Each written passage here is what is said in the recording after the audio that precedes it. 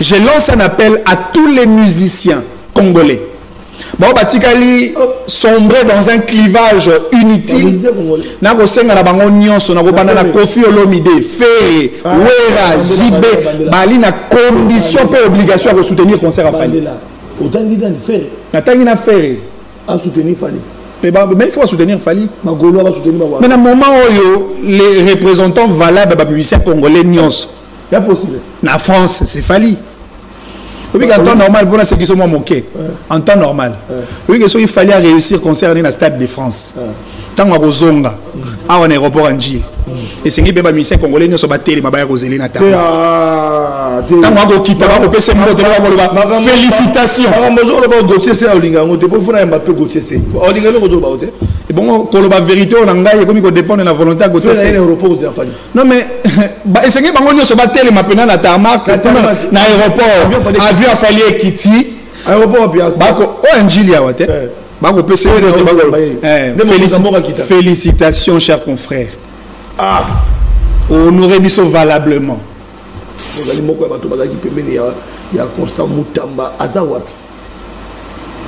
Prince de paix. La résistance continue. Moutamba est une graine. Et comme vous le savez, on n'enterre pas une graine. Moutamba est arrêté comme Lula de Brésil qui après était devenu le président. Comme Nelson Mandela après 27 ans d'emprisonnement était devenu le président de toute une grande nation sud-africaine. Comme Patrice Emery Lumumba qui a été condamné injustement pour avoir instauré la véritable indépendance du Congo. Lula a été arrêté comme tous ces martyrs, ces hommes braves qui ont milité pour la liberté de peuple. Moutamba Kangama qui a été Tshisekedi wa Mulumba. Oya Bundaki pour arrêter Tumba, il y a dictature. 40 millions de gens à Barcelone, on a concert à Fali. C'est la meilleure autorité qui a image à Congo valablement. Et puis d'autres par un véritable compatriote congolais. Non mais, le ministre des Sports a une culture, tu as vu ça bango, bah millions de gens qui à Barcelone, d'autres ont un concert à Fali pour d'autres qui image à Congo. Mais Bagoulois va regarder. Talatika maramba Bagoulois ou Bagoulois. Oui, parce que Fali na minute à Kofi Olomide en mieux, et puis faire à Fali à lobby. Maman Manix solution pas problème. Manix solution pas problème. Je suis condamné. Kabila il faut pas condamner, puis n'a pas condamner bien. Il faut pas condamner. Non mais Kabila n'a pas bandé morota. Et Kabila pas condamné pour. Mais complicité na Rwanda te. Na M23 ba rebelle bato ba ko boma Congo. Mais dans le statut particulier. Statut à Nîmes. Statut il y a ancien président de la République ba ko condamné bon moté ba sous. Il faut pas condamner Ndeni. En réalité ko banana date ya lelo. Qui nous le 2 mai 2026. Il faut qu'on suspende toutes les activités culturelles. Na Kinshasa. Et na Kinshasa. Et na ba Congo ba ko ngaba Taliban na mboka. Pour il faut capitaliser activité et comme une portée nationale. Et une portée nationale. Ferré, c'est l'une des richesses de la musique congolaise. Autant pour Kofi, même si ce sont des chantiers à accomplir. Mais Sengé Nabango, base à la conscience que maintenant c'est le temps de leurs frères. Il y a un moment où tu vois que Fali a Kofi Olomide en mieux. La musique. Ils ont retourné à son macal et à la couleur noire. Oh non, il y a question. Ils ont retourné à son mindele bazar en France. Oh. Yo mo boyebi. Parce qu'on a toutes nos questions. On a toutes nos questions. Yo so za mbongo. Ba émission entre faire et na Fali pour investir sur nan. Tengana toute la question. Harmonia. Nous vous allons à bout. Tengana toute la question. Boki makabo. Na lobi faire na Fali na walegi. Te yo mondo yebi. La musique. Yo yebi. Te ndou le paysage. Quand on habite juste quand on nous les yo la zone mbongo no la passe. Entre faire et na Fali pour investir sur nan. Ngana yo kanyoso. Te la bi ko investir. Fali. Na yo faire Fali na linga yi temps.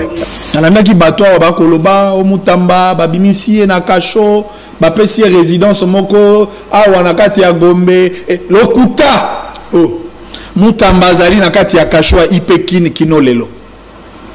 Mais à la seule différence Na moment où Tokoloba, Mutamba vient de subir une opération. Baouti ko opéré Mutamba et Mutamba est entre les mains de ces médecins dans un hôpital de la place. Curieusement, ceux qui ont une opération, Barosom Seka na Kachoana, Amigo, ya Ipekin. Et ceux qui ont bâti à Bakuluna, Babado, criminel ya ville, dans un cachot, bâti Mineta. Mouton tu peux assumer ma grande fonction et assumer en gros convenablement pour la Nissamana Vision à Tata Mokondi Amboka.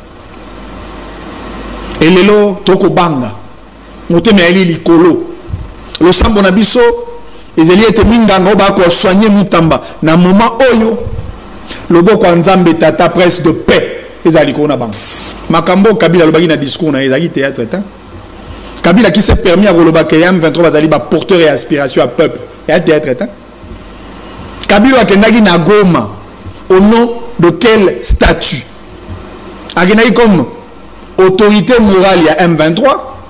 Topa Kenaï comme un statut à sénateur à vie, Topé ancien président de la République. Qui a organisé le protocole, qui a assuré la sécurité de Kabila à Goma sous la rébellion. Et l'État congolais, il y a un théâtre. Moi j'ai aimé Nafali. Na sepela wana pour la musique na biso li banda mboka. Est-ce que il fallait le premier musicien congolais avoir participé à la conférence USA Afrique? Il y a Liboso sous Barack Obama.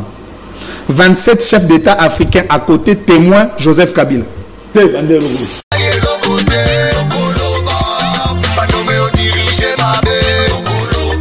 ans c'est trop, les Congolais vont aller couper. 30 ans c'est trop, tant qu'on met tout notre Kenya.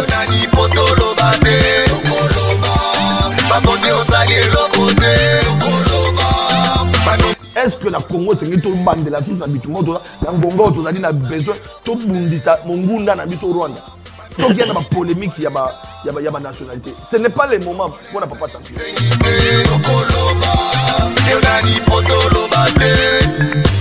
Makambozo bongate peuple sonyo kwama uluna bashege batondi na nzela misala ikeleve banda kongola banda kolela tilelo azolela boninyo leta azali monguna ya peuple te bango babonga peuple anyo kwama bana ba na passe batte comment okufa bitumba bozali komona ba marche ba répression ba congolais papa santé azali ko betama pona ko luka ba solution po mona mama azali ko leka na mboka ne boka nanga Kinshasa motema passe voilà.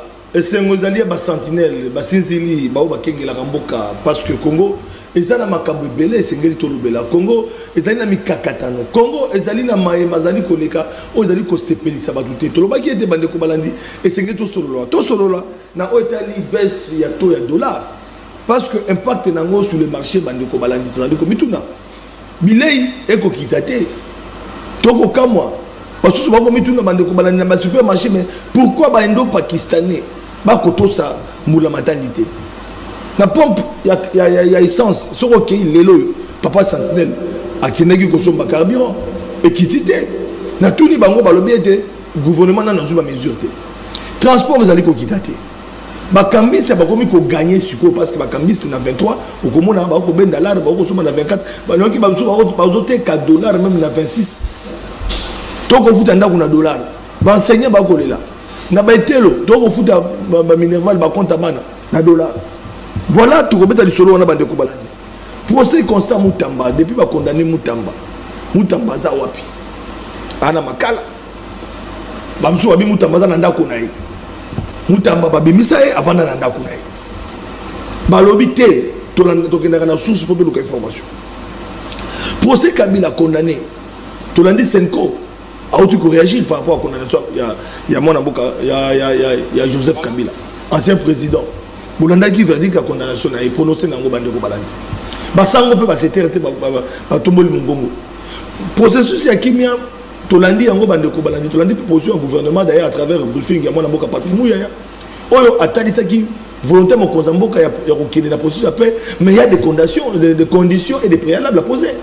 Parce qu'on ne peut pas aller. Le long d'un accord économique na Rwanda, aussi Rwanda zaka na mabele na biso. Voilà, nous allons en parler sur ce plateau. Mais la culture, parce que l'artiste du renommée international, Fally Ipupa, parce que vous avez ambassadeur de la musique dans la cannabis au Stade de France. Mais sans oublier aussi héritier Watanabe est attendu à Dubaï. Sur ce plateau. Nous recevons pour vous un acteur politique. Il est proche du pouvoir. Il soutient la vision du chef de l'État, Félix Tshisekedi Tshilombo. Évidemment, dans les institutions. Avec lui, nous allons poser toutes ces questions à bâton rompu parce que avec lui, à cause de l'exercice son. Alors, il s'agit de Manix Ienda qui est avec nous, qui est déjà avec nous sur ce plateau. Bonjour, bonsoir, ça dépend. Parce qu'on est sur satellite. Mbotepe, merci beaucoup, Papa Sentinelle, pour l'invitation. On a profité à l'occasion, on a fait ça peuple congolais, le Congolais de la diaspora, autant pour le Congolais de Congo profond. Mbote Naba. Voilà. Moi, je Manix Ienda parce que vous allez Congolais. Vous allez Congolais. Tout le monde social, on touché social, les camboya dollars, le gouvernement soumis dans une canot. Tout le monde est gouvernement côté, Adolphe Moussi ton pointe, tout le monde est Wameso à la banque centrale, tout le monde est le champion, tout le monde est professeur, tout le monde est solo, dollar et kiti. Tout, il y a dollars, les lots, 23, 23, 4, 23, 500, 24. Mais que somme m'appelle comme mon bilinga situation où est-ce que d'aller bénéfique de la population tout et non population malheureusement pas d'abord il faut d'abord qu'on rappelle que l'État n'y sur bazalagana mission y a côté à conditions favorables de développement conditions sociales na bénéfice à la population na bango. Et à chaque fois que gros social et salemaka dans une société, à chaque fois que inflation et salemaka dans le marché de change, bateau bazalaka victime numéro 1, les alaka d'abord population congolaise. Et tout gouvernement sérieux, autorité sérieuse, au exprimer une volonté politique manifeste dans le sens de satisfaire l'intérêt général et la population, bazana mission, il y a qu'au travailler d'arrache-pied pour arrêter l'hémorragie sociale et puis pour répondre là où Italie déshydrata ya baï peuple et yango ezalaki moko ya mission ya maman mokambi ya gouvernement Judith Souminwa oyo ezali mission à arrêter l'hémorragie et puis à proposer ba solution idoine pour que Congolais nyonso sur toute l'étendue du territoire national a bénéficié d'une action concrète. Il y a gouvernement sous la houlette, il y a Tata Mokonzi Mboka, le chef de l'État, le président de la République, Félix Antoine Tshisekedi Tshilombo. Oyebi, Papa Sentinelle, il y a eu un temps même lors de la campagne, les Camboato à dollars est comme un instrument de propagande contre la campagne de Tata Mokonzi Mboka. Et même lorsque le président de la République s'était rendu, souvenez-vous encore lors de la campagne électorale, dans le stade des martyrs, le peuple congolais rappela qui est dollar et kita. Et Outa, Maman Judith Souminwa, Kota qui na bokonti. Et fort ya liboso ya salaki. Et salaki na ko stabiliser d'abord le taux. Tout salaki likolo. To bandaki ko banga ke to kende lisusu likolo makasi. Et l'inga qui créé ba conséquences néfastes, surtout dans l'Italie, les cambois panier de la ménagère. Conséquence, et Zala qui n'a quoi infondré davantage, ménage, il y a le peuple congolais qui du reste, Bazali n'a pouvoir d'achat moko très faible. Alors mission à Liboso à stabiliser monnaie, à stabiliser taux. Et les lots bandi était soumis à $1 et ninganagi souté. Soumis à $1 et ninganagi et ça fait pratiquement plus d'un an. Dollar est stable. Et par conséquence, même sur le plan, par exemple, il y a prix. Il y a essence par exemple. Oui, essence autosombaki autrefois. Par exemple, Netinga na sombara mingi essence en termes de $20. Et $20 il y a carburant et zala qui comptait en termes de 15 litres il y a carburant avant stabilité à taux. Et tant en stabilité il y a $20 et comme il y a 18 litres il y a carburant. Ça a été un véritable coup de soulagement pour le peuple et créer qui même des conséquences sur le marché et qui lors de l'avènement il y a politique il y a maman soumis au Italie stabilité il y a tout mais awa a passé à vitesse supérieure tout le monde a stabilité mais dollar awa et kiti effectivement, ezali l'œuvre d'une grande concertation en termes de stratégie des politiques monétaires entre le gouvernement, c'est-à-dire la primature, ministère de l'économie, ministère de la finance, mais aussi avec la Banque centrale, autorité référentielle dans la politique monétaire na mboka na biso. Et conséquence na yango, biso moko tomoni dollar penza ekiti sensiblement. Maintenant, likambo oti kotuna, et c'est tout à fait normal, quand quitte à dollar, il faut créer des répercussions directes. Na otali baisse y a pris dans les marchés. Mais nini ndeza ko sala été biloko ekitate automatiquement. Parce que la raison est telle que bateau et batiaki biloko na bango na marché. C'est vrai dollar ekiti, mais le stock où ils allaient dans le marché, ils allaient stock où ils allaient acheter par rapport à l'ancien taux. Ce qui voudrait dire, pour que biloko ekita, il faudrait que le stock qui est sur le marché, ils allaient vider afin que l'opérateur somba le nouveau stock, cette fois-ci avec le taux qui est actuellement. Ce qui créerait une conséquence directe, baisse y a prix dans le marché. Ce serait le cas pour les carburants. Et on Yolanda qui ministre de l'économie ou abeta qui moi c'était parce que concertation en termes de travail entre le gouvernement et l'opérateur économique et Salemaki et si quoi et c'est là qui doit passer na phase il y a prise de décision pour que le peuple congolais va sentir mesures prises par le gouvernement en termes de baisse des prix dans le marché ou ko kiti sa penza biloko ainsi ça qui na Itali baisse il y a prix à carburant parce que les questions qui baissent carburant qui était hein le même prix quoi. Et ça de manière automatique. La population c'est là. Il faut que la population c'est la moins moquée. Parce que opérateur na l'État a la même philosophie économique. Les opérateurs ont bénéfice, l'État a satisfaction à l'intérêt général de la population.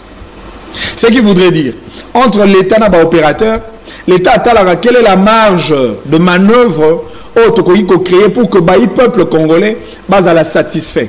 L'État aura même Mokumba, il y a subventionné effectivement par exemple, dans l'État prix, il y a carburant. Et si l'État est ici opérateur, par exemple, un litre na 1500.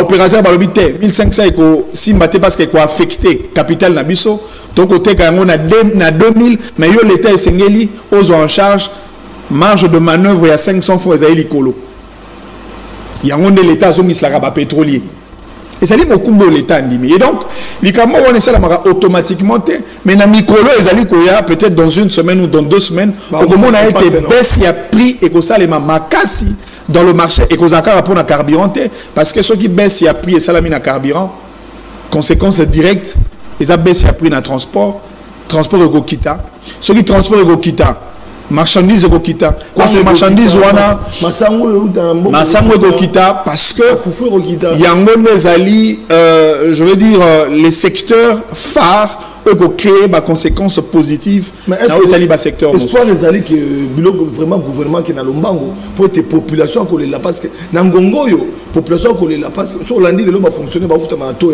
c'est va foutre ma franc congolais mais tout foutre qu'on a dollar côté on a des problèmes aucun na banque les autres monnaie qui dans va so ma permis de monnaie qui ne connaît biso longtemps à Combo Nico Fay on ça qui vidéo alors bien peu ça mbongo na franc na taux ya franc na banque baboy pour avoir $18 à permis babité il faut payer biso a mimi li banda ko somba dollar donc et ça na banque na biso pour na ko payer mbongo na caisse à l'état alors et là ko ils ont dérangé population au souffrir l'état aux zo masange kitite au comment na memodo na moi $10 mais quand on moi 2 bouteilles 3 bouteilles a ko kasu ko melate impact wana conséquence wana population au kangaka motema te na oti koloba wa omoni l'état za ile kwa moboti tango moboti ya ko sala makasi pona kotia bana na ba conditions o esengeli et donc à liboso esengeli bana ba comprendre la nouvelle dynamique d'action il y a l'état il y a gouvernement na biso tolongwe na to ya kala les loto ya dollar ekiti c'est un acte de progrès c'est un acte de manifestation de volonté politique ya bato ba ko kambamboka. Effectivement, la phase autozali et c'est un abisso ba peuple to kitsa moi motema mokie Parce que na mikolo ezali koya biloko kokita sensiblement na marché et ça va impacter positivement le pouvoir d'achat ya baï peuple congolais. Et c'est en cela que le gouvernement congolais, sous la houlette, ya maman, première ministre Judith Suminwa, s'active ensemble avec la coordination. Ya tata Mokondia Moka pour répondre na Oetali ba desiderata ya baï peuple. Parce que la mission phare et principale d'un gouvernement, c'est la satisfaction de l'intérêt général de la population. Mais de l'autre côté, et c'est que peut sensibiliser bato baï peuple congolais, les opérateurs, les commerçants, les entrepreneurs à des valeurs de citoyenneté et surtout na bolingo mboka. Parce que spéculation peut à monnaie et que ça par la mauvaise volonté, il y a des citoyens. Oh, comment expliquer? Il y a des cambistes. Ah ouais. Ça il faut. Les cambistes, c'est le lot, comme ils ont imposé loi. Au Koyawa, l'État peut citer Songolo, mais cambistes, il y a imposé to Fakala. Au Komona, même temps que l'État a accepté la baisse il y a prix à transport. Au Komona, même les chauffeurs, ils sont résistants pour appliquer mesures mises par le gouvernement. Et en même temps, ils sont en difficulté notre peuple. Tant que les gens carburant a pris à moquer, ça a une bonne volonté, il y a quitter sa prix à transport. C'est en cela que nous sommes patriotes. C'est en cela que nous sommes citoyens. Tant que les gens biloko n'a pris aux alliés conformes à un taux actuel. Et c'est ce qui n'a pas quitté sa biloko na marché. Parce que les gens qui ont une spéculation, au côté du peuple na difficulté, et puis on peut permettre des mesures aux alliés prises par l'État et s'appliquer sur le plan de marché d'échange pour que le peuple va sentir l'impact de la décision prise par le gouvernement. Et donc, Bissonion surtout n'a pas de responsabilité, le gouvernement n'a pas de opérateur économique n'a pas de peuple congolais n'a pas de pour que la mesure est la bénéfique pour la Bissonion sur la population congolaise mobimba. Voilà, nangaki tolongwa na question ya baisse de taux parce que on m'a expliqué population peut tirer bénéfice na koka été effort dans la montée ba okita kasi ya moto ki na likambo tali procès Kabila moi uti ko leka wa Vital Kamerhe na Assemblée nationale a uti ko démissionner tout ali ko la cause la bureau de l'Assemblée nationale et vanda kasi toye comment on appelle que simanaye nous bandi soit changement de constitution ngana bosa la question na yo dali moko ya ba imboka oyo lobela ka mingi likambo tali changement de révision en constitution bien que oko soutenir vision moko zamboka mais osala ki la position na yo position dans le lo ezali boni na yo tali changement de constitution parce que déjà ba débat bandi na ba savant politique ndeko Flavien obi likambo ya débat ya changement de constitution nazali parmi moko ya bato ba telemelaka ba telemelaka likanisa changement de constitution mais lolenge moko te na ba opposant. Différence ezali na niveau était ba opposant bango ba ko boya changement de constitution pour tata mokonzi mboka aumela na bokonzi te. Ngai na ko boya changement de constitution pour na ko poser d'abord conditions et sengeli to bana na ko changer vie ya peuple. Très bien. Ce qui vie ya peuple les ali changer ne boko ko changer constitution après. C'est-à-dire que na démarche na nga na approche na ngai n'a qu'on visait d'abord l'intérêt majeur. Il y a des peuples qui disent que le poto, le salut du peuple, c'est la loi suprême. Il y a mis balé. Le long a mis un raisonnement supra constitutionnel. Pour la côté, il s'en a battu été. Dans le moment où tu changement déjà la constitution est réel. Oh. Tout ça déjà la carte de changement de la constitution. Et les changement de constitution to ali na yango lelo ebanda uta kala. Uta époque ya Joseph Kabila la constitution a déjà été changée. N'a qu'on démontrer. Papa Sentinelle. Uta mokolo tozoka likanisi ya ko sala na dialogue comme mode de règlement ya ba conflit interne na mboka na biso. Culture d'arbre à palabre, ou les traditionnalisme politique pour Nabiso, na où est règlement et conflit, to bongi saka ba problème Nabiso en interne autour d'une table pour que to tia kimia, to décrisper climat politique, to intégrer toutes les dimensions politico-sociales dans la gestion du pays. Mais malheureusement dans le dialogue, to bon ça dans la plupart des cas ba mesure au travers le dialogue et comme déroger constitution écrite aux alliés en vigueur. La personne d'Akis. Au nom de quelle logique constitutionnelle Moto Azali opposant a comme premier ministre alors que l'opposition a une majorité parlementaire. Au nom de quelle logique ou disposition constitutionnelle Moto Azali opposant a comme premier ministre sans que l'opposition ait la majorité au Parlement. Ton ministre du gouvernement. Et Zali Kaka au nom et dialogue. Ça veut dire que le dialogue est en contradiction avec la Constitution. Au nom de quelle logique Moto Mandana et Sili Outa le 19 septembre 2016 Yaka Mamboka Kino na 2018. Ce n'était pas au nom de la Constitution écrite, c'était au nom du dialogue. Ce qui voudrait dire que Lelo Outa Kabila Tokomi na deux ordres constitutionnels aux alliés pour régir Mboka. L'ordre de la Constitution écrite et l'ordre de la Constitution non écrite, autrement appelée la coutume constitutionnelle. La coutume constitutionnelle, c'est quoi les coutume constitutionnelle, les alliés ensemble, il y a pratique, il y a usage. Auto appliqué dans un contexte donné pour répondre à des problématiques politiques en vue d'organiser la société. Ça veut dire à chaque fois tout ça la maponami et ça pour que tout régler un certain nombre de problèmes politiques pour assurer bon fonctionnement de l'institution et Mbok. La personne d'Akisawa mandat Kabila et Silaka Outa le 19 septembre 2016. Mais entre 2016 et 2018, Mbok est quand même dans la constitution de Zaïna Ngolelote. Mbok est quand même dans la coutume constitutionnelle. Mbok est quand même dans l'ordre de la constitution non écrite. Yango Omoni, Naba ordre on a mis balai et créé deux formes de démocratie. Démocratie consensuelle au fondement de nos dialogue. La démocratie constitutionnelle au fondement de nos une démocratie qui se repose sur les institutions. C'est-à-dire, les lois de Koloba, la constitution mi balai. Ce qui voudrait dire que le paysage constitutionnel Yambo Kanabiso a totalement été changé. Et puis, on a pensé qui s'est mis ça. Bakoloba, likamwa durée à mandat. Mais les lois de Tozabo, tu changes de même durée à mandat à Tata Mokondiambo. Tu le vois déjà dans 5 ans, tu commences déjà dans 7 ans. Pour le glissement. Tu le vois déjà dans 5 ans, tu commences déjà dans 7 ans. 5 ans, l'Ibeso Kabila Salaka, conformément à Mobeko Likondi, la constitution écrite. Oui. Mais dans mandat n'est balé Joseph Kabila Salagi sous 50 ans, Salagi 7 ans au nom de la coutume constitutionnelle. Glissement. Ce qui voudrait dire que Lélo, il est possible que Tshisekedi a ça à 10 ans, à ça à 15 ans, à ça à 20 ans au nom d'une démocratie consensuelle. Glissement. Effectivement, mais glissement, ils allaient valider et puis ils allaient revêtir d'une certaine légitimité politique parce que les politiques sont autour d'une table. Encore que le peuple a protesté, le peuple n'a pas ça quitus, autour d'une table solo. Mais si il va solo, il va yokani. Que tu sais que des seigneurs en Abokondi, Koleka, même 2028. Ça veut dire que le peuple a validé. Et c'est même ça la démocratie consensuelle. Le peuple a pris en otage, le peuple a consacré dans la politique, le peuple a bololé, politique a maillé les mines.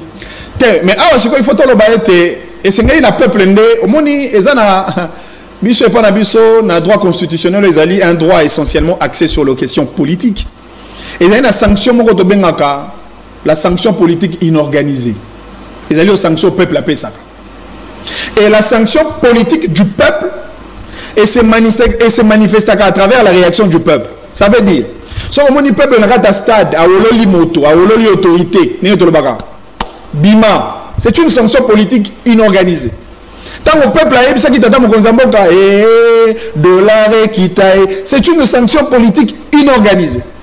Mais aussi, il y a une sanction politique inorganisée dans un sens passif. Ça veut dire, ce que le gouvernement a eu une décision, le peuple a lobby na le côté, le peuple a marché, le peuple a vendu na le peuple a côté, ça veut dire que le peuple a validé, le peuple a sanctionné positivement. Ce qui dialogue et salami na mboka et que la politique va se décider. Tu sais que de ce qu'il y a tika na bokondi, qu'on est quand même 2028. Ce qui va politiser par exemple que tu sais que il faut tika na bokondi même kino 2030 2040. Ce qui peuple a manifesté il dit que le peuple a validé. Ils allaient une sanction politique inorganisée, mais sous les volets passifs. Ça veut dire que c'est une sanction positive, le peuple a entériné. Il y a un moment et c'est une politique un peu beaucoup plus sincère. Oui, oui. Parce que dialogue, et ça même les rebelles d'accord dans dialogue. Les opposants à l'unanimité, ils sont d'accord pour un dialogue. Ce qui voudrait dire, ceux qui ont eu dialogue, toka moitié, tu sais que d'accord même pendant 50 ans. On a une constitution. Une constitution écrite, mais tu es régie par la constitution non écrite. Ce qui comprendre des peuples, bon, opposant à Bimagao, Ngaï Vital Kamere, il y a autre institution. Ngaï Tokyo Sanga, Ngaï Franck Diongo, Ngaï Kabila Leloyo, Ngaï Martin Fayoulou. So Sangani, Baki okuta na loi Sénégal au 5 sabango, Baki ko vanda kuna basololi, peuple vandi ne peut kibia. On dirait bato moko songolo par la bazo peuple en otage pour na ko décider de sort ba congolais. Mais c'est ce qu'on a peuple à télématé papa. Au moins que peuple en Népal n'enga télémaki. Peuple ta la bato ba individu. Ne ba ko bazo sort à Congo mobile. Exactement, c'est parce que Bisoto Ali est un peuple passif. Tozali un peuple qui subit. Tozali un peuple brimé, opprimé, un peuple sous un otage. Un peuple victime, un peuple vulnérable, un peuple faible, un peuple qui ne sait pas monter au créneau pour imposer les vétos du peuple. Voilà pourquoi le peuple congolais, le comme le roi quitte ya plastique au balou et saka, na matanga, ya ngope balou et saka, na feti. Ce qui na matanga, ya Fayoulou, alouagi ba même kiti, na feti ya Tshisekedi ya louega ba même kiti. Ce qui na matanga Kabila, alouagi ba même kiti. Il va que na fête à Katumbi a reloué ba même kit.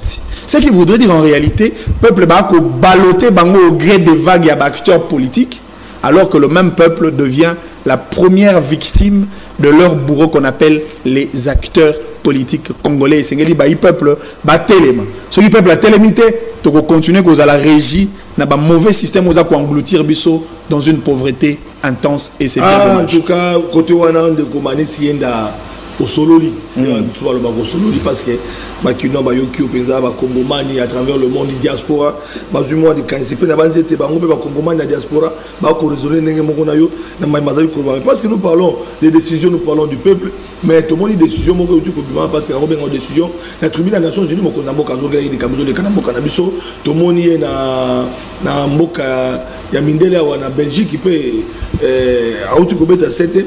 Pour la Tali ça a été à solo Congo les alliés na processus ya kimia kasi ma préalable les alliés on a Italie co-signé accord économique na Rwanda et que ça m'a bongoté Rwanda sengela bima et puis moi na mboka Patrick Mouya derrière lobby Patrick Mouya porte par le gouvernement le ministre de la communication média avec les bosso na biso ba sango pour na kotali sa biso que mon konzambo kazali ferme alingi kimia kota mais quand même toki ko céder mboka boité to ko ça ba accord te na banguna ba agresseur mais bango na na ba accord oyo to signé na bango même na déclaration de principe ba ko bimana noté ba bimana noté mon konzambo ko lobi et sengela Rwanda abima na mabele na biso ya mbotoki.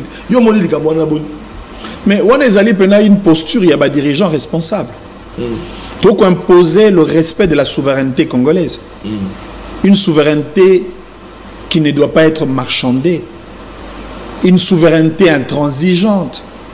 Et puis même dans le concert des nations, dans l'organisation internationale, il y a un principe où il y a des rigueurs.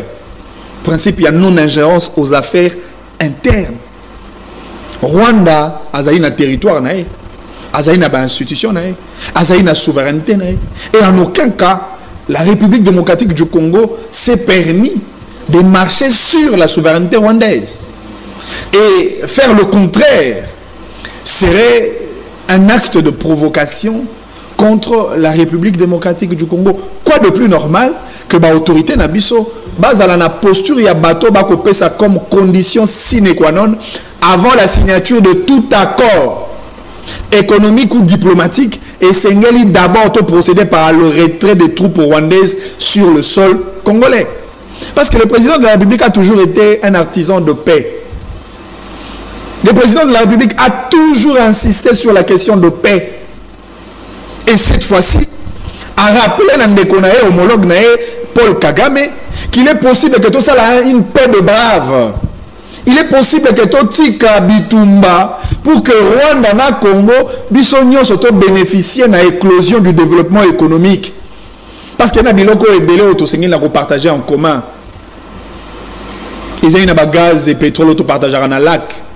Donc, nous partageons le même frontière. Ça veut dire que ceux qui ont instauré un climat de paix entre les deux pays, et les deux pays sortiraient gagnants. Ceux qui batomi balé, c'est décidé de bundater gagnant aux alamorotés. Parce que ceux qui batomi nimi bunda, au finish, il n'y aura qu'un seul gagnant. Mais ceux qui vont lever l'option de ne plus se battre, il y aura cette fois-ci 2 gagnants. Ça veut dire que ceux qui sont à Rwanda continuent à Yetumba, aux amis logiques, il n'y aura qu'un seul gagnant. Soit c'est Tshisekedi qui va perdre, soit c'est Rwanda Kagame qui va perdre. Mais ceux qui sont lever l'option que toi, Bundate, toi instaurer Kimia, toi instaurer la paix au bénéfice de nos peuples, et bien c'est la République démocratique du Congo et le Rwanda en même temps qui seraient tous gagnants. Ce qui est un appel, je dirais, de bon sens, lancé par le président de la République, quitte au Rwanda, de prendre au sérieux l'appel du président Tshisekedi, ce qui pense à solo Rwanda, à Naposa, il y a qu'à contracter de contrats de développement avec la RDC pour l'essor économique du Rwanda. À défaut de quoi, on va maintenir la même température, le même climat, la même attitude, et attitude de Rwanda, malheureusement, est la profitable était pour les 2 nations et les 2 peuples. Voilà, en tout cas, mais Tokuro Baïté, Patrick Mouya, Assalim Salé Malam, Mouya, Mekampe, sa lumière dans la population, parce que Bélé Baïté, Mokonzambo, Alingi, Kosola Souté, Alezali pour la balkanisation, en même temps, Milinga, pour la Koboya Bakor, Yabandaka, Bandiko Wanga, la Bakor, toujours on va s'attaquer à Mokonzambo. Mais le ministre des Communications, Patrick Mouya a pris quand même le courage, il y a Kozala Liboso, pour expliquer les Kamona Malam. Oui, Patrick Mouya Azali, le seul ministre de la Communication, Azali face à un grand défi politico-diplomatique, je dirais même la dimension sécuritaire. Au ministre prédécesseur, on n'a pas jamais beaucoup de temps. Mouya a affronté la problématique communicationnelle liée à la Covid. Ah oui. C'était très difficile. Pendant que le peuple était perdu, pendant que le peuple ne savait pas quoi faire, Mouyaya était là pour apaiser l'opinion nationale et donner des chiffres crédibles dans l'Italie et là il y a Covid. Il a stoppé l'hémorragie de la panique. Et c'était une période très difficile pour un porte-parole du gouvernement. Mouyaya a fait face à la crise sécuritaire. Et vous savez d'où nous venons avec ces ennemis. Injecté le poison rwandais, qui ont utilisé des stratégies et stratagèmes, même sur le plan des réseaux sociaux, qui ont même instrumentalisé certains médias internationaux pour ternir l'image de notre pays. Il a fallu qu'il y ait Yamouyaya à la tête du gouvernement pour porter la responsabilité de l'image et de la communication de la RDC. Encore une fois, c'était un défi majeur. Et le nôtre, même sur le plan diplomatique. Et Mouya a fait un travail très sérieux, un travail de titan. Et pour ça, nous devons non seulement le féliciter, mais nous devons l'accompagner. Parce que ces poisons rwandais infectés dans la tête de certains Congolais, nous devons proposer de l'antidote. L'antidote, c'est les discours de vérité. L'antidote, c'est les discours officiels portés par le porte-parole du gouvernement. L'antidote, c'est un discours qui se rattache à la position du président de la République et de toutes les autorités du pays. Et donc, Mouyaya est dans le cadre de son travail normal, c'est lui d'orienter l'opinion nationale sur les grandes questions de l'État. Voilà, alors, nous bouclons ces chapitres-là. Constant Moutamba qui est là, Constant Moutamba. À un moment donné, on a Constant Moutamba, Babi Boussali, veiller, Matanga, Izanga Bembe, Boulana Matanga, Izanga Bembe, Landani. Enfin, lui qui disait qu'il va populariser, qui a fait le bras de fer dans la justice. Enfin, Moutamba Yemoko ana boloko mais boloko ngoy banité babiki Moutamba azana ndakune azala la pongi ba kozo ba population rumeur wana topé ba réseaux sociaux ndenge zolo ba ezala vrai info tout le temps vérité parce que vous allez plus proche il y a bon, pas plus proche vous allez moko ba to bazaki pembeni il y a Constant Moutamba azawapi Prince de paix. Oh la idéologie la résistance continue. Moutamba est une graine. Et comme vous le savez, on n'enterre pas une graine. Moutamba est arrêté comme Lula de Brésil qui après était devenu le président. Comme Nelson Mandela après 27 ans d'emprisonnement était devenu le président de toute une grande nation sud-africaine. Comme Patrice Emery Lumumba qui a été condamné injustement pour avoir instauré la véritable indépendance du Congo. Lula a été arrêté comme tous ces martyrs, ces hommes braves qui ont milité pour la liberté de peuple. Moutamba kangamaki lokola Etienne Tshisekedi wa Mulumba. Oya bundaki pona ko arrêter Tumba, il y a dictature. Il y a parti État, il y a privation de liberté. Ça voudrait tout simplement dire que l'arrestation d'un acteur politique, surtout il y a Constant Moutamba, on s'inscrire dans le registre et à combat pour le bénéfice du peuple, l'emprisonnement n'est pas une finalité.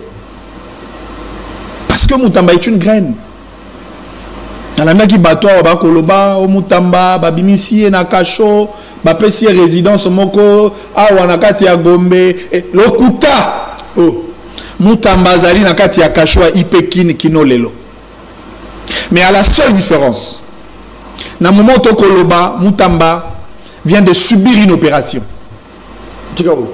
Baouti ko opéré Moutamba et Moutamba est entre les mains de ses médecins dans un hôpital de la place. Curieusement, ce qui a eu une opération, Bagosom Sega na Kachoana, amigo, ya Ipekin. Et si on bâtit à Bakuluna, Bado, criminel ya ville, dans un cachot. Batié Mineta, mouton tu dois assumer ma grande fonction et assumer en gros convenablement pour la Nissamana vision à Tata Mokondi Amboka. Et lelo toko banga, mouton me ali likolo. Le sambo nabiso, les élites étaient minganga ba ko soigner Moutamba. Na moment oyo, le boko nzambe tata presse de paix, les aliko na bang. Monguna a kotate, parce que yebi que Moutamba a été à 2 reprises empoisonné. Et d'ailleurs, il y a même un moment, Moutamba santé na comme très déplorable, kuna na kata kasho na Ipekin. Mokolo verdict salemaka, ba mimaka sachet na bakisi. Bakisi silaka akomela kisi pendant que bazuzi ba ko condamné. Kuna bakisi silaki akosenga contact na minganga, contact na minganga na epote azo ba traitement le lengo esengelaki. Et c'est à la dernière minute, quand la situation de Moutamba est devenue grave, les va soumettre entre les mains, il y a un médecin, et voilà, pendant que Toko Lobalelo, Moutamba vient de subir une opération. Na kosenga na bayi peuple congolais. Totia Moutamba na lo sambo. Même dynamique au Salaki, ba pasteur, ba croyant, parce que na kati Tumba na biso, il y a un Dieu dedans. Totia Moutamba na lo sambo. Parce que notre souhait le plus ardent est celui qu'on perd notre roi Moutamba. Parce que Moutamba est une alternative pour un changement en Mbokao. C'est l'espoir de la jeunesse. Azali est liquide à biso et toko tsambela ete nzamba pesa nzoto kolongono pour être tango ya kobima pas akobima. Akobima. Il a été condamné injustement, mais heureusement dans le tribunal il y a peuple Moutamba a déjà été acquitté. Okobengango matanga ezanga ebembe. Mais awa bato batu ko condamner bato Kabila ba condamner yo moni bato batamboli. Tozo koma wala. Yeso moni bato batamboli. Caméra démissionné yo moni bato batamboli. Peuple alandaka moto ya lingi. Yonga mikolo na koloba saïla Congo omona bolingwa peuple. Bato bavandi na butu ba veiller pendant 2 jours et 2 jours dans une période de saison sèche.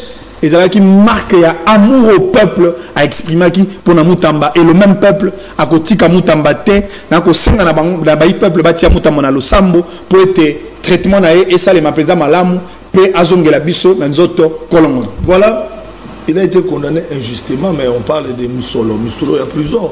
Mbongo yo efutamaka pona mboka na biso ndenge yo tomona Uganda babunda epa na biso wa mbongo wana ekoma okende na libenga ya bato mutamba mbongo esengelaka tonga prison yasa bimisa ngo babenga ngo détournement longola ngo sike ezalaki komaki déjà na compte mosusu bato ya banque balekaki pe pona koloba le procès était public et à la fin on a compris que mutamba en avait pour quelque chose yo lobi lelo yo azali condamné injustement qui jeunesse ezali kala ki moyibi Papa Sentinelle yo ali journaliste monene na mboka o onga na pesa kali memia mingi pe botosi yo sio mona na mboka o moto yibi misolo ya leta pe misolo ngo ezongi na leta bando banda mosana ya journaliste d'investigation bon toka ba détournement ya ba lampadaire na ba fourrage mbongo ngo ne tobi ba sekendate ouais, 57 millions à 100 jours.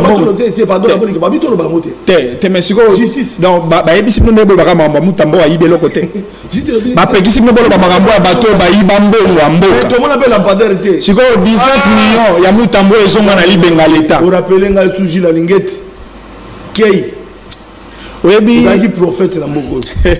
Alingette ça prophète na mboko. Ba ko kanisa yo. Oui, parce que ça na bateau va remplacer la lampadaire.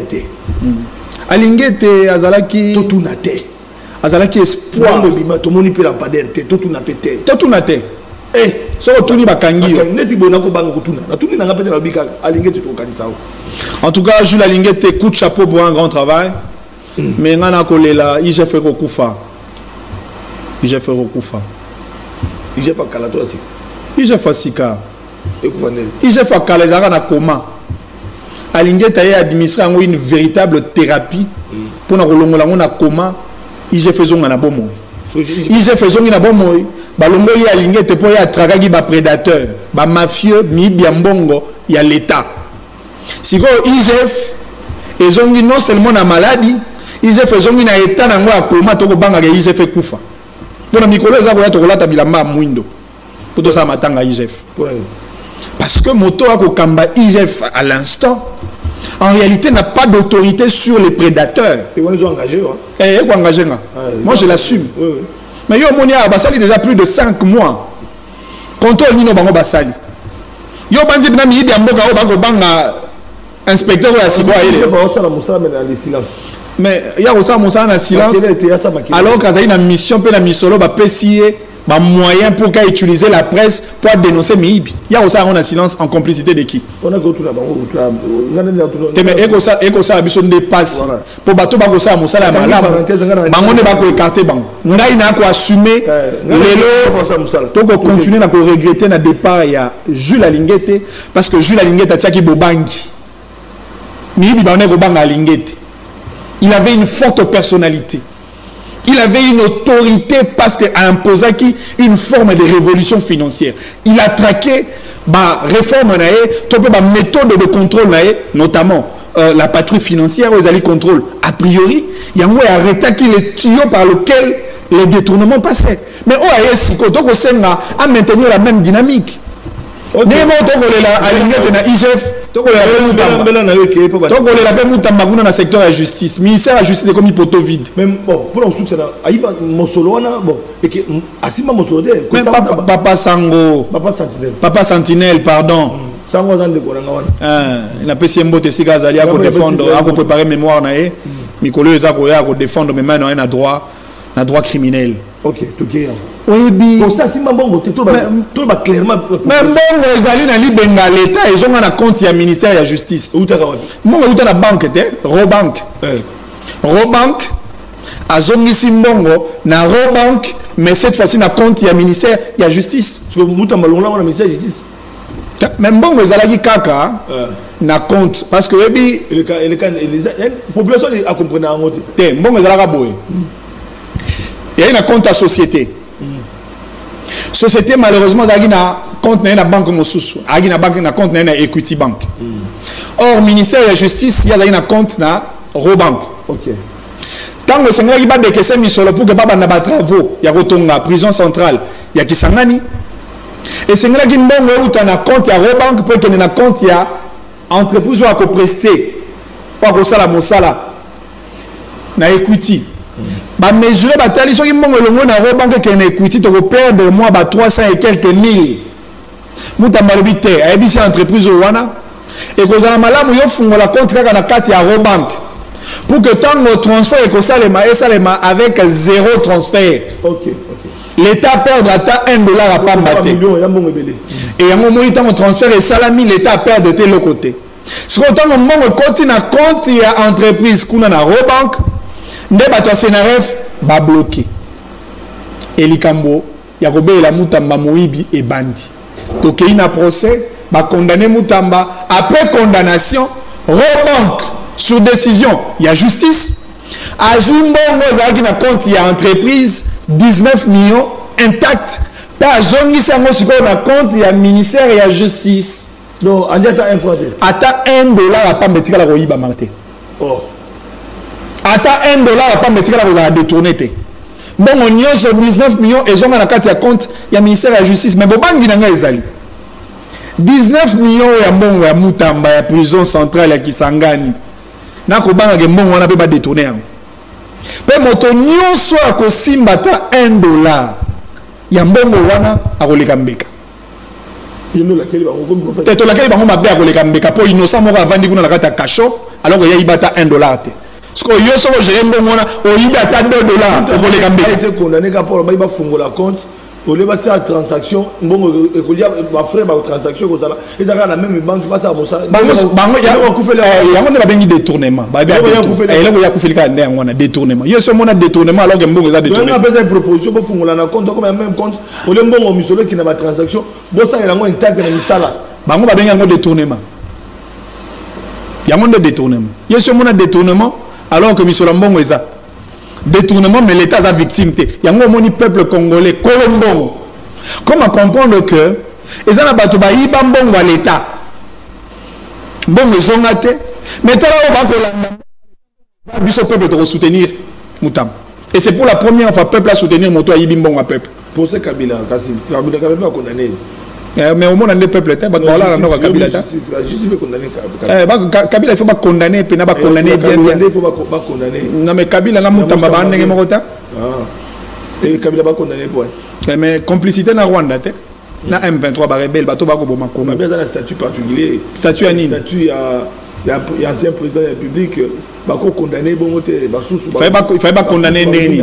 La FCC, ba Jean Calvin Boussou, on a demandé ma déclaration na bango ya Ajeko. Parti politique aux hommes dans la FCC pour la banque qui non procès on les a théâtre non mais banque ba ko benga ngo théâtre mais bato ba kufi na théâtre té hein bato ba ko kufa na est ya ki théâtre ta makambo Kabila lobaki na discours na ya ki théâtre ta Kabila qui s'est permis à koloba que M23 bazali ba porteur et aspiration à peuple ya théâtre ta Kabila kendaki na Goma au nom de quel statut agenaki comme autorité morale ya M23 Topa Kenaï comme un statut à sénateur à vie, Topé ancien président de la République. Qui a organisé le protocole, qui a assuré la sécurité de Kabila à Goma, sous la rébellion. Et l'État congolais, il y a un théâtre. Ah non mais il faut. Voilà. Kabila est condamné. Voilà. La page est tournée. Mokola Gotia Makolonae na Congo. Justice à Moka aussi. Kabila est dans la Goma. Non, qui a la Goma, ça va consultation autour les cas et puis à ça les consultations il y a comme consulter en fait c'est même ça hein, son statut d'autorité morale et puis la consultation c'est pour quel résultat statut ancien président consulte bon il y a comme ça en fonction voilà Azali opposé consulter ah bon consulter ce pour quel résultat consultation est sous Kawapi. Non mais c'est un gars rebelle qui consulte les rebelles. Point barre. Donc il faut pas croire. Mais d'abord condamné à mort. Il y a Azana Moui. Il y a Azana Moui. Justice est aussi Simba.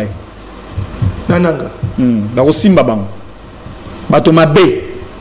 Des gens très dangereux. Merci parce qu'il nous reste 5 minutes. Fali Poupa. Na Stade de France le 2 mai 2026. Na benga kabango ba star du renommé international parce que bazali ba star congolaise oyo bazo défendre couleur ya culture na biso libanda mboka et sengeli Congo mobimba to soutenir Fally Ipupa au-delà il y a un clivage aux Kabola parce que c'est l'artiste musicien congolais qui se produit dans un stade français. Il y a un peu blaguité quand on est à 90 000 places il y a un peu quoi gâté billet peu cher au monde il faut dire Ipupa ils ont qui c'est Aigle le stade a visité par on a Aigle à Pungwe Fally Ipupa sur musique comme Makamosus. Eh ben on peut pas jouer Makamosus, on va commencer à marmorer à Fally, c'est plus simple que ça. Oh, so Ezakisi. Donc vous croyez que Fally est le seul, il y a aussi Mbakisi Owana pour comme on a succès à Kominang. On a un discours, il y a faible. Meilleur fétiche. Baba faible. Ezalaka Mosala, discipline, le travail. Il faut que ba nani yo zali, koye ba isiko yo zali. Fally savait il y a quelques années passées et les images sont là. En réalité, concert, il y a compatriote Nabiso Fally Ipupa le 2 mai 2026. Et ça une grande fête pour la musique congolaise. C'est une occasion de exposer musique Nabiso, tarif de valeur, il y a musique congolaise dans le concert de nation. C'est la plus grande tribune culturel que le Congo n'a jamais connu. Quoi de plus normal que compatriotes Nyos? Il faut soutenir Fally. Et d'ailleurs, je lance un appel à tous les musiciens congolais. Bon, Batikali sombrer dans un clivage inutile. Nako senga na bango nyonso nako bana Koffi Olomide, Ferré, Wera, JB, bali na condition pour obligation de soutenir concert à Fally. Autant dit dans Ferré. Natangi na Ferré. À soutenir Fally. Mais il faut soutenir Fally. Mais dans le moment où les représentants valables des musiciens congolais nyos. C'est possible. En France, c'est Fally. Oui, en temps normal, pour ceux qui sont moqués. En temps normal. Oui, il fallait réussir concert dans le Stade de France. Tant que vous zonga, à un aéroport en Gilles. Et c'est que les musiciens congolais ne sont pas télé, mais ils sont pas félicitations. Et bon, quand la vérité, on a comme dépend de la volonté de non, mais c'est que les gens sont pas télé, maintenant, na tarmac, na aéroport, avion a fallu Kiti, aéroport, bien félicitations, chers confrères. Ah, honorez Bisso valablement. Tant que Bako la gueule au Bunda, Bisso nous a drapeau à Congo. La musique. Oui, que tant RDS a tchaki bio, même Nanang n'a pas sépé là. Nanang n'a pas sépé là. Donc, l'espoir, il y a Fally, il y a Congo Mobimela sur Fally. Pour l'instant, il y a sur Fally. D'ailleurs, pendant la autorité congolaise, tout s'est greffé l'activité à Fally. Promouvoir campagne sur les génocostes. 40 millions de tchaki à Barcelone, on a concert à Fally. C'est la meilleure autorité qui a image à Congo valablement. Et puis d'autres par un véritable compatriote congolais. Est-ce que vous avez proposé non mais la ministre des Sports Azali na culture, trouver bisa bango, ba millions ba tchaki na Barcelone, boti a un concert à Fally pour d'autres image à Congo. Mais bagolo ba olingate. Talatika maramba bagolois ou bagolois. Oui, que Fally na minute aza Koffi Olomide en mieux et puis faire aza Fally à lobby. Maman nangai, Manix solution sur problème. Manix solution sur problème. Donc botika faire au moins ceux qui m'ont battu bandela Dilou, ça c'est Dilou. Je me répète, aza Koffi en mieux. Faire aza Fally à lobby. Ferré a fallu à l'objet. Et on va faire. Il y a un problème. Mais il y a une vérité. Non mais papa, est-ce qu'il y a une moto à s'assumer? Est-ce qu'il y a une moto à s'assumer à Rwanda? On s'assume dans le film. Peut-être. La question culture, moi j'encourage tous les artistes et musiciens. J'étais avec Fally à Dubaï. Ouais. Mais ce qui m'a impressionné chez Fally, point de presse, je salue Papi Mboma, Pati Ambroise, délégation d'Hôtel Kinshasa. Ce que j'ai aimé chez Fally, à Bandi, point de presse en français, Fally Ipupa, félicitations. Ngana Vandagi Nazoka Fally, n'a pas faute. Donc il fallait pour pas bandi français tina souka. On a gâté on a monté la TV5 ou bien dans le montage. Non, à bâton rompu hein. Na kina lingala. Papa Sentinelle. Et puis il fallait en anglais. Parce que bande de collaboration à la presse étrangère bazalaki, fallait qu'il y ait en anglais. Non, ça il faut féliciter. Ce qui est OK n'a pas critère au PC. J'ai aimé. Bon, au CP là qui. La CP là qui. Mon artiste, notre artiste est congolais. OK. Comme Ferry, c'est notre artiste aussi congolais. Comme Jibem Piana, Kofi Olomide. Mais si c'est la culture qui joue à l'extérieur, Papa Sentinelle. C'est une expertise dans j'ai été comprendre le producteur et puis voilà. Moi ce qu'on a ça la fausse modestie. On va évaluer la carrière à Fali pour le français en anglais à malamte. J'ai aimé ça. Na parce qu'on a la moi j'ai aimé na Fali. Na sepela na pour même musique na biso li banda mboka. Est-ce que Fali est le premier musicien congolais à avoir participé à la conférence USA Afrique? Il y a Liboso sous Barack Obama. 27 chefs d'État africains à côté, témoin Joseph Kabila. 3 stars qui conviés à la conférence USA Afrique avec comme thème leadership africain. Fali Poupa, Yaya Touré, na Youssou. Deuxième assise, dans la Maison Blanche. Conférence USA Africa, cette fois-ci sous Joe Biden. Témoin Félix Tshisekedi na Maman Denise. Fali représente la culture. Non seulement il a représenté la culture, a joué 5 minutes dans une tribune aussi dans la Maison Blanche pour le Belikambwa Est à Congo. Vous voyez qu'il fallait le seul musicien congolais à avoir fait Grammy Award. Afrima. Vous voyez qu'il fallait le seul musicien congolais à avoir été certifié or pour avoir vendu plus de 50 000 exemplaires sur le sol musical français. Oui, mais ça défense de Gims va mettre en dada. Mais Gims a congolais de droit.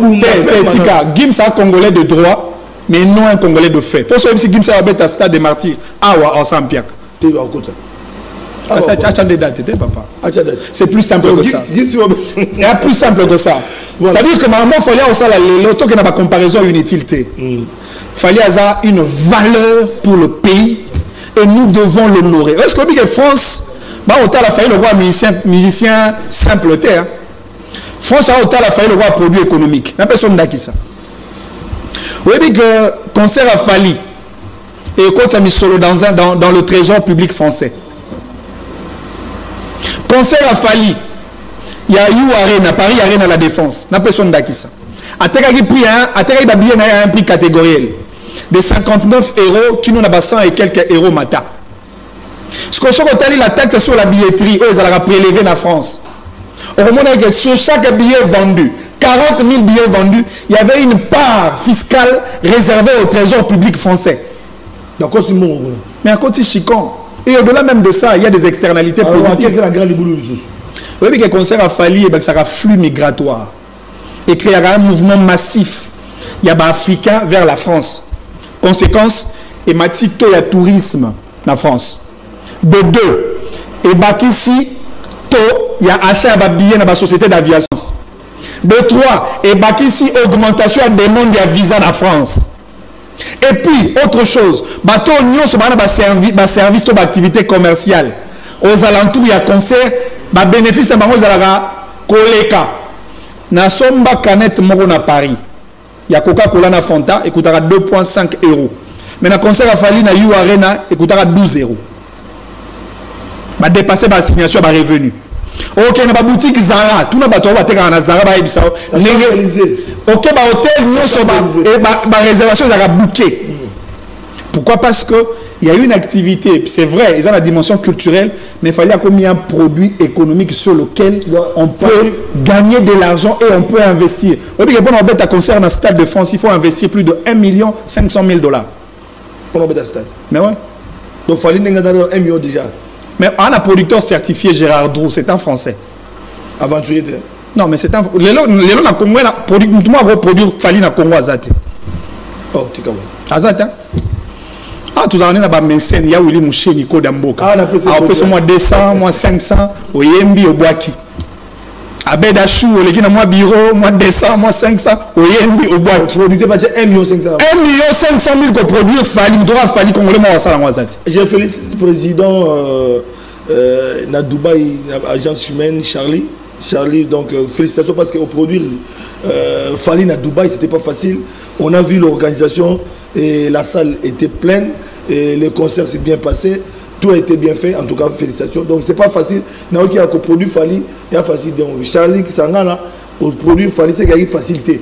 Donc Dubaï était tombé. Et nous disons encore une fois de plus, c'est bonne chance à Héritier Watanabe qui va se produire également à Dubaï. Donc nous autres, là, Papa Sentinelle a Kinde, aller-retour 2-3 jours pour la réunion Morokuna, pour l'organisation, on a été concert, il y a Héritier Wata. J'ai été invité comme journaliste, comme toujours. Donc comme journaliste. Héritier, c'est un très bon gars. Hein? Oui, comme journaliste. Un gars très gentil, un gars très bon.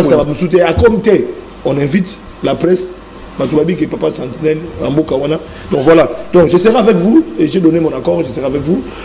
Et je soutiens aussi ce concert à Héritier Watanabe. Je pense que ça va bien se passer à Dubaï. Ok. Quant au reste, alors pour terminer, Tobeti Masolo autour il y a actualité politique. Il y a un qu'on a vu faire lobby dans le stade des martyrs. On sait que l'autorité congolaise va quand même un peu plus sérieuse. En réalité, il y a une date qui est le 2 mai 2026. Il faut qu'on suspende toutes les activités culturelles. Na Kinshasa. Et à Kinshasa, et à Congolais, pour il faut capitaliser l'activité et comme une portée nationale. Et une portée nationale. Ferré, c'est l'une des richesses de la musique congolaise. Autant pour Kofi, même si ce sont des chantiers à accomplir. Mais Seigneur Nabango, base à la conscience que maintenant c'est le temps de leurs frères. Il y a un moment où tu vois que Fali Aza Kofi au nom de la musique. Ils ont tout dans son macal et à la couleur noire. Oh non, il y a question. Ils ont tout dans son mindele bazar en France. Yo mo boyebi parce qu'on a toutes nos questions on a toutes nos questions yo so za na mbongo ba émission entre faire et na fallait investir sur nan tengana toute la question harmonia bino ko zala ka bo tengana toute la question boki maka bo na lobi faire na fallait na waleki te yo mondo yebi la musique yo yebi te ndule peza quand yango na bité juste quand na ndule yo na zo mbongo no luka na passe entre faire et na fallait ko investir sur nan ngana yo ka nyoso te la bi ko investir na fallait na ka faire Fali na linga le temps na yokango Papa Sentinelle na yo qui na ka payer affaire na donc c'est pas la musique à faire Papa Sentinelle oga lo musique à petit Fali mais ce que tu as voulu dire Fali te na bi Fali te mais ce que musique ba tout yo taka na yokango ce que tu as investir na car na betaka na ka payer Fali na betaka na ki faire na ki Kofi ya solo na ka bango Fali aza summum ya musique congolaise on est engagé Fali Azali concavité de la musique congolaise. Merci beaucoup. Voilà Bandeko Maladi. Je recevrai très prochainement. C'est la grosse en face. Un confrère journaliste avec qui nous allons aussi parler de nos stars, pourquoi pas, de notre richesse en musique. Et ambassadeur Nabiso, au Bazali Koubé Taliban, parce que Papa Sentinelle, Ayambara Batnyoso, Papa Sentinelle, Azalaka journaliste à Moutouté, puis à politicien mon côté, dans le Bayango. Donc Azali journaliste qui fait son travail. Et voilà. Merci beaucoup Manix Yenda d'avoir accepté notre invitation. Ça a été un réel plaisir pour nous d'avoir abordé la question culture. Bah ouais. Sans polémique. Bien que vous ayez la moins difficulté, les lots, Papa Sentinelle, mais bon. Difficulté. Difficulté voilà qu'on parle de faire. Manix Adinganara, Gauthier, c'est incroyable. Débat contradictoire, oui, balai, tu es sous caractère. Tout ça, là, déjà. Tout ça, là, déjà. Tout ça, là, déjà.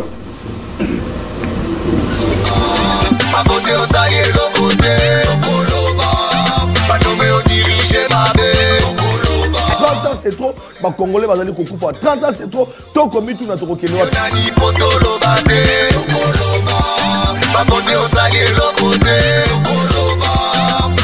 Est-ce que la Congo c'est tout le monde de la source d'habitement, la Congo tu as besoin, tout le monde dit ça, mon Bunda n'a pas Rwanda. Donc il y a une polémique, il y a